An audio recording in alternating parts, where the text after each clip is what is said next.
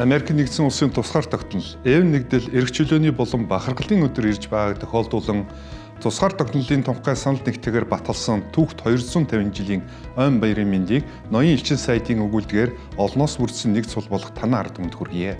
Монгол улс Америк нэгдсэн улсын газар зүүн хувьд номхон далайгаар тусгаарлагдаж алсгадмал байдаг ч нөгөө талаар энэ далайн ачаар нэг бүс нутагт багтдаг нь түншлээ гүнзгийрүүлэхэд эргээр нөлөөлдөг.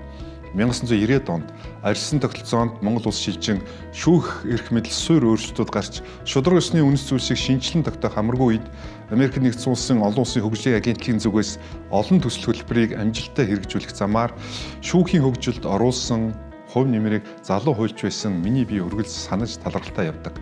Тэр үед олон улсын зочин манлайлагчны хөтөлбөрт миний бие хамрагдсанаар хуу хөний үзэл баримтлал мэрэгжлийн чиг баримжаанд томоохон өөрчлөлтүүд гарч байсныг би тод санаж байна.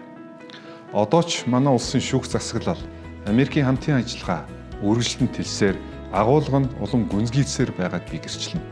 Цаашдын хамтын ажиллагаа хараат бус шүүх, хуулийн засаглал, хүний эрх шударга ёсны тогтолцоог хөгжүүлэх чиглэлээр хоёр улсын ард түмнүүдийн тусын тулд үргэлжлэнэ гэж найдаж байна.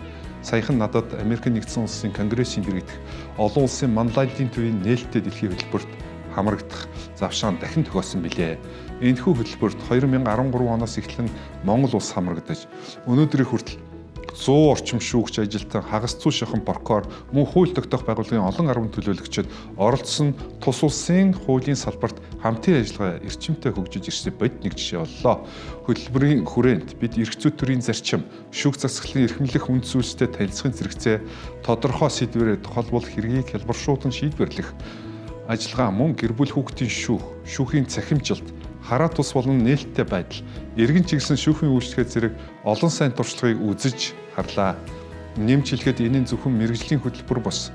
Америкийн ард иргэд түүн дотроо хуульчдын ахуй амьдралтай ойр танилцж, заримын гэрт амьдарч, тэдгэрийн оюун санааг ахуй орчныг чухам юу эзэмтэж байдаг болон өдөр тутмын соёл заншил, үндэстнийхний хувь үн цэс юу гэдэг талаар үн цэнтэй дурсамжуудыг бий болголоо. Америк нэгдсэн улсын 250 жилийн түүх бол эрх чөлөө арчил хууль дэдэх ёс төрийн удирдлагад иргэний оролцоог бэхжүүлсэн тухай түүх юм.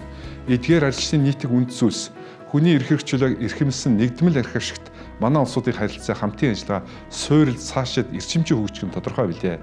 Элчин сайд танд болно, танай хамт олон дахин баярын мэнд хүргэж баяраа ёслол төгөлдөр хүсэл жаргалын уур амьсгал тэмдэглэхийг дахин өрөөе. Анхаарал хандуулсанд баярлалаа.